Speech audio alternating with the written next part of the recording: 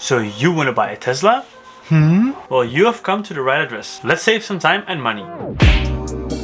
First thing to do when you actually want to buy a Tesla is look at the inventory. This might sound obvious, but this can literally save you thousands of euros. The inventory actually changes quite a lot. One day there can be no cars, the other day they can have a lot. So it's definitely important to keep an eye out on this. If you're actually very set on buying one and you don't see any in Tesla's inventory, you should definitely call a local Tesla center. This is what I did back when I wanted to order mine, because the website actually had none in stock. So I called them and they actually told me that there were a few coming my way. And then they asked me what specs I wanted, and since I wanted the most basic long-range model out there, they quickly found one that they could match with me. And all I had to do was go through the normal process of buying a Tesla, but call them afterwards to tell them that I actually ordered the car. And then they would do their magic behind the scenes and actually link the previously mentioned car to my order. So instead of having to wait 3 to 4 months, I was actually scheduled for just over 6 weeks. So boom, that's how easy it was, and it literally saved me over 2 months of waiting time. And it only cost me €100 out of my own pocket. And if you're not entirely sure if you actually want to make an order and you don't really feel like losing out on that €100, you can always postpone your order. But the downside of this is that you will actually be placed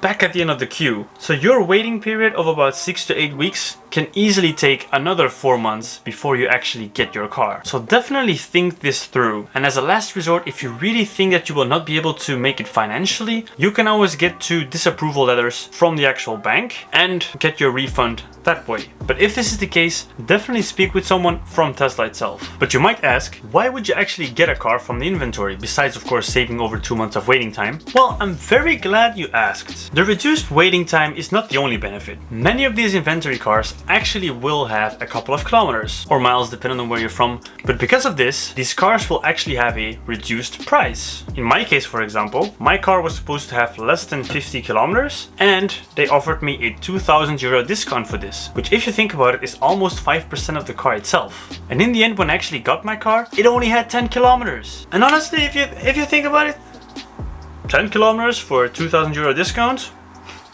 that's not too bad. That's like €200 for every kilometer ridden. They could have ridden 200 more kilometers at that rate. I wouldn't have been angry at all.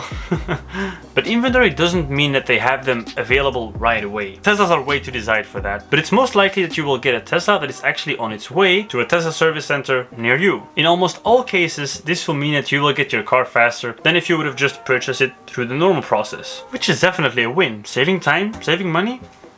But keep in mind that the timing of your purchase can make the delivery date vary quite a bit. Think about which time of the current quarter you're purchasing at. If there might be some additional factories opening up anywhere near you, think about the chip shortages that are happening right now. These can all unfortunately delay the delivery of your car. But no, the video doesn't stop here. I have one more tip which actually can save you quite a bit of money, and it's actually to use the referral program. Yes, it's not the most original tip, but you would be surprised how easily you can actually forget to use a referral code. I was honestly so excited when I was finally planning to place my order that I nearly forgot to use this program myself. And think about it, that could have been 1,500 kilometers of free supercharging down the drain, or 1,000 miles if you're using the Imperial system. So write this down, put this in your calendar, whatever, just make sure to not forget this, as it's literally free money. And lastly, if you really want a Tesla, but you don't want to pay the full price, looking for a second-hand Tesla is not always a bad option. Of course, there are quite some factors to take into account when actually getting a second-hand car, but since it's a Tesla and it has so little moving parts, you'll probably be fine. But if I can give you one tip, if you ever want to resell your car afterwards and you're planning to buy a Model 3, I would recommend you to try and get a 2021